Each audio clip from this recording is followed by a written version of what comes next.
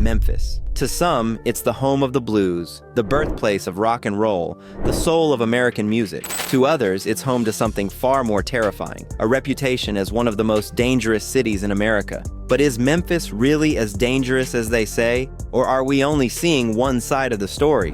Today, we're breaking down the myths, the media, the numbers, and what you're not being told about this iconic city. Let's not beat around the bush. If you look at the statistics, the answer to whether Memphis is dangerous is a resounding yes.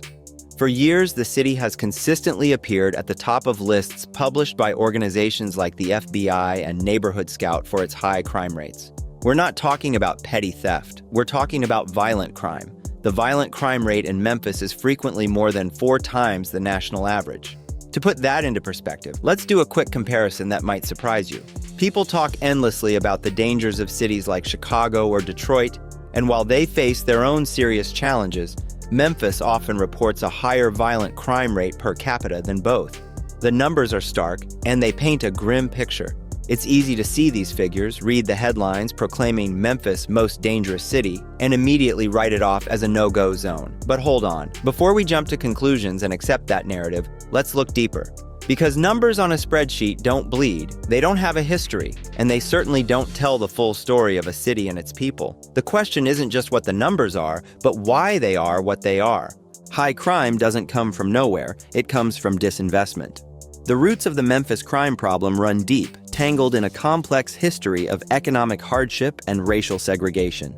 For decades, Memphis has battled with generational poverty. This isn't a recent development, it's a cycle that has been perpetuated by systemic issues. One of the most significant factors was redlining, a discriminatory practice where banks and government agencies drew red lines on maps around predominantly black neighborhoods, deeming them too hazardous for investment. This choked off access to loans, mortgages, and resources, effectively trapping residents in underfunded communities. The result was a domino effect of decay, struggling schools, crumbling infrastructure, and a lack of job opportunities. When you systematically starve a community of resources for generations, you create an environment of desperation. You get underfunded public services, a failing educational system that leaves young people with few prospects, and a profound sense of hopelessness. Crime in this context isn't just a matter of individual choices, it's a symptom of a much larger systemic illness. It's the predictable outcome of neglecting entire swaths of a city's population, leaving a vacuum that is too often filled by violence and illegal economies. Understanding this history doesn't excuse the crime, but it provides crucial context that is almost always missing from the sensational headlines. So, what is it actually like to live there? If you ask the locals, you won't get a single simple answer. The perception of safety in Memphis is intensely personal and deeply divided. On one side, you'll hear from people, often on local forums or social media, who feel the situation is dire. You'll read comments like, "I've lived here my whole life, and it's worse than it's ever been. I don't go out after dark anymore." These residents point to the nightly news, the constant sound of sirens in certain areas, and personal stories of carjackings or break-ins as proof that the fear is justified. On the other side, you have a passionate group of Memphians who argue the danger is wildly overblown by the media. They'll say things like, "Look, I've lived in Cooper Young for 10 years and have never had a single issue. The city is amazing." They argue that as long as you have common sense and know which areas to avoid, Memphis is no more dangerous than any other major American city. They emphasize the city's incredible culture, tight-knit communities, and vibrant spirit. This split reaction highlights a critical truth. Memphis is not a monolith. The experience of living here can be drastically different depending on your zip code. One person's reality of constant vigilance in a neglected neighborhood is just as valid as another's experience of peace and safety in a gentrified, thriving one. So what does that mean for tourists and residents? It means that understanding the city's layout is not just helpful, it's essential. This brings us to the geography of danger, because crime in Memphis isn't spread evenly like butter on toast. It's concentrated in specific pockets. If you were to look at a crime heat map of the city, you'd see bright red clusters over certain areas, while others remain relatively cool. Neighborhoods like South Memphis, Orange Mound, and parts of North Memphis have historically struggled with the highest rates of violent crime. These are often the same areas that suffered most from the historical disinvestment we talked about earlier. However, the map also reveals vast areas that are remarkably safe.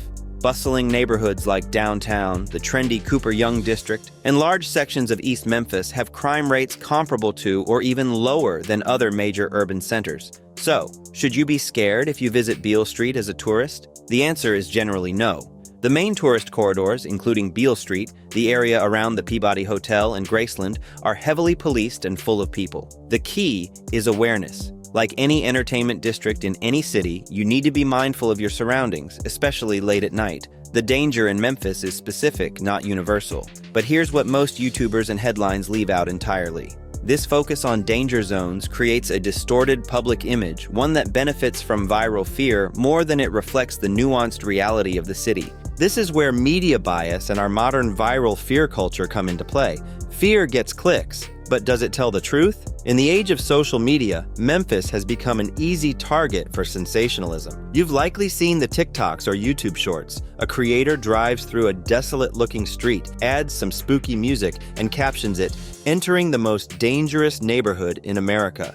These videos often lack any context, history, or balance. They present the worst-case scenario as the everyday reality for the entire city. Local and national news outlets are also complicit. While reporting on crime is a necessary function of journalism, the relentless focus on violence without equal coverage of the community-led solutions or the city's cultural triumphs paints a one-dimensional, terrifying portrait. This constant barrage of negative coverage creates a feedback loop.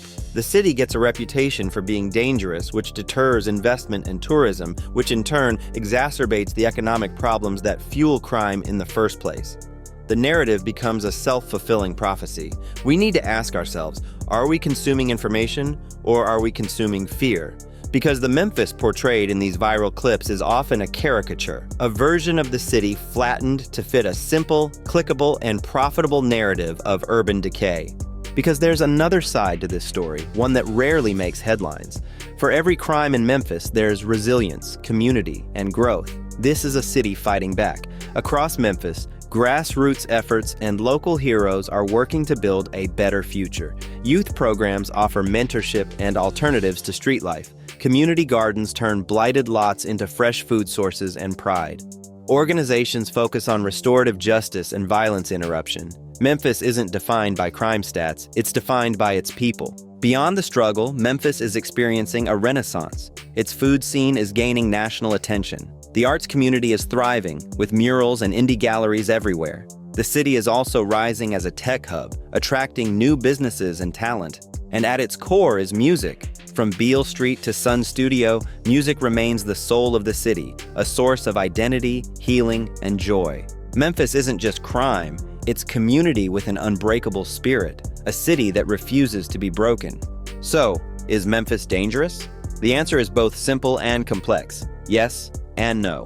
Statistically, Memphis has serious violent crime, especially in historically neglected neighborhoods. Ignoring that would be irresponsible. But no, it's not the inescapable war zone the media implies. Safety depends on where you are, what you're doing, and how informed you are. It's about awareness, not fear. If you're in Memphis or planning to visit, here are a few tips. Know the geography. Avoid walking alone in under-resourced areas after dark. Stick to tourist routes in populated areas. They're generally safe and well-patrolled. Most importantly, stay alert, not paranoid. Be aware, secure your things, and use common sense, just like in any major city. In the end, your experience in Memphis depends on how you move, not just where you are. Writing off cities as dangerous dehumanizes the people living there, people working, raising families, and trying to improve their communities. Memphis isn't just about stats. It's about struggle, resilience, and a soul that won't be silenced. If you've been to Memphis or lived there, drop your story in the comments. Let's replace fear with real insight. And if you want more honest videos about misunderstood places, like subscribe and share.